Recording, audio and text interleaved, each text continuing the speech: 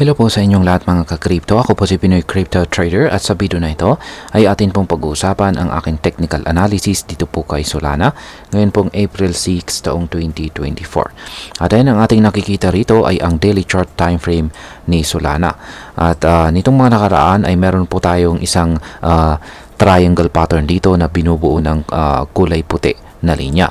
At itong si Solana ay nagkaroon po ng breakout dito sa lower portion nito, kaya isa po itong bearish breakout, kaya yan nga, bumagsak siya.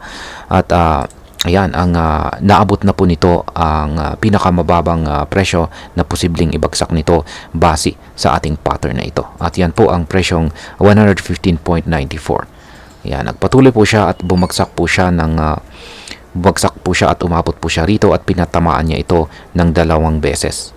Yan po ay naganap noong April 3 at saka April 4. Ayan. Kaya dahil dyan ay mukhang dito na po magko-consolidate muna itong si Solana. Tanggalin po natin yung ating pattern dito.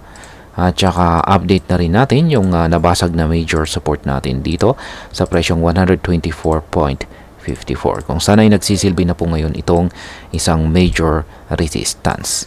Ngayon is yung aking projection po rito is kung magpapatuloy po sa pagbagsak itong si Solana, ayan, at magagawa niyang basagin yung major support natin dito sa presyong 115.94, possible po na babagsak siya hanggang dito sa 100.48. Ngayon kung mananatiling matibay po ang major support natin dito sa 115.94 ay mauuwi po ito sa pagko-consolidate dito. Ayan. Ngayon kung mababasag naman po ang ating major resistance dito or makakabalik po ang presyo ni Solana sa ibabaw ng major resistance natin dito, ang sunod po niyang aakyatin ay ang sunod na major resistance natin dito sa presyong 136.74. At ayan, sa mga projections na ito ay ang mas nakikita ko po na magiging galaw ni Solana sa mga paparating na araw is magko-consolidate po siya rito sa pagitan ng major support natin dito sa 115 at saka major resistance na 124.54. At ang dahilan po dyan is ayan, manipis po yung ating Halswert indicator. Ibig pong sabihin is mahina ang ating momentum.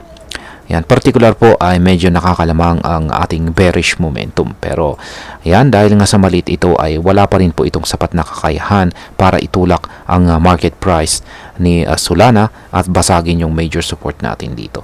Ganon din yung ating QQE mode indicator dito sa ibaba. Yan, kulay gray po siya. Yan, pero bearish po siya. Pero kaso kulay gray.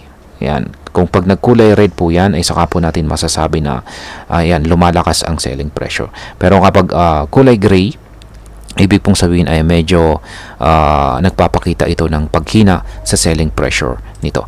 Kaya dahil po sa mga indicators na yan, ay yan po yung aking naging basihan na mas ang magiging galaw ni Solana sa mga paparating na araw ay mukhang magko-consolidate po dito. Unless na meron po tayong balita yan na maaring makaapekto sa presyo nito. Kaya yan po ang aking technical analysis update dito kay Solana ngayong araw na ito. At hanggang dito na lamang po tayo sa video na ito. Marami pong salamat sa panonood. Ingat po tayo lagi at God bless po sa ating lahat.